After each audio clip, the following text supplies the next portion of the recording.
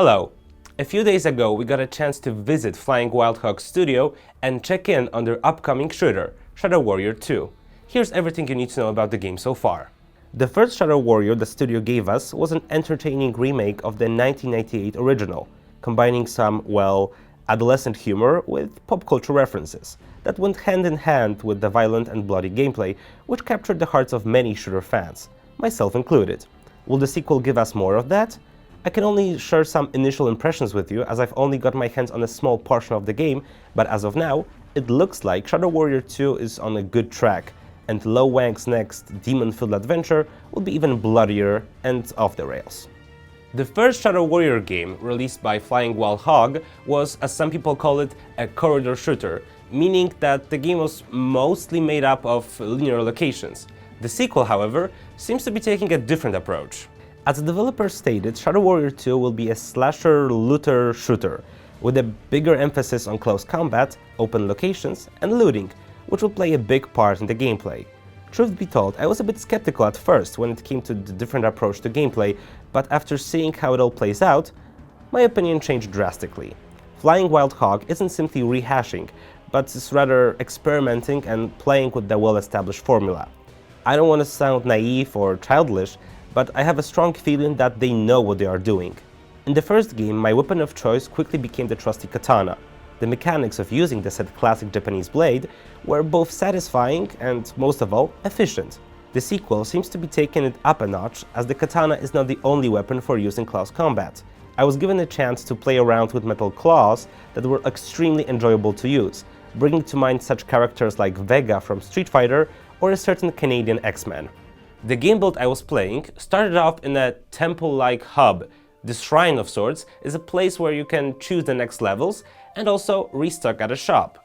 Most important thing, however, is that this seems to be the only location that stays the same in the game, because the levels are randomly generated. First of all, Flying Wild Hog claims the game is not procedurally generated, like some sandbox games like Minecraft. When we enter a level, some building blocks are selected from a predetermined set of the said blocks. Think of it this way: one time we will cross a bridge over a certain valley, and when we replay for the second time, the bridge will be certainly gone. Once in a certain spot, you might see a statue, when the next time there might be a shrine in its place. Apart from that, some of the, let's say, randomly selected blocks are things like weather or the time of day, which, in addition to the looting mechanic, might give the game some replayability that won't overstay its welcome. When on our looting missions, we'll also come across some rare gems that will let us, for example, make weapons dual wield, or use alternative firing, and apart from that, infuse our ammo with poison, ice, fire, or electricity. That may sound pretty straightforward at first, but with the promise of around 70 weapons that have already been developed, or even more, it gives us a lot to look forward to. The best thing is, you can juggle those shiny gems on the fly, no pun intended, quickly changing to a double Uzi with, let's say, fire damage, if you solely desire to. Seeing that the game is taking more of an approach seen in Borderlands, we can also expect character development. The gems will not only be able to be inserted in our weapons or ammo, but also in our character, giving us perks and so on. And we'll certainly need those in the battles ahead, as some enemies can be enraged and immediately grow in size, or even dissolve into smaller enemies, or the other way around. In the end, one has to mention the story, which, well, isn't the most important thing in such a game. 5 years have passed since the finale of the previous game, and Lo Wang, after messing up quite drastically, has become a lonely mercenary roaming the now demon-infested human world without a higher purpose. Soon after the game starts, some things happen, and along with the new allies, our hero goes on yet another misadventure.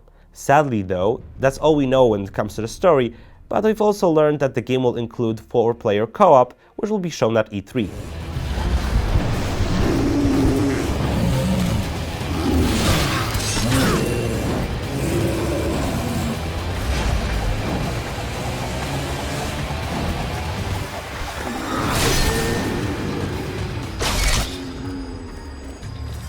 Seeing the game in action for the first time, I have much more hope for the project, but with that come the higher expectations. Shadow Warrior 2 looks out to be a tasty treat, and we can't wait to get our hands on it. Thanks for watching, and for more, stay tuned right here at GamePressure.com.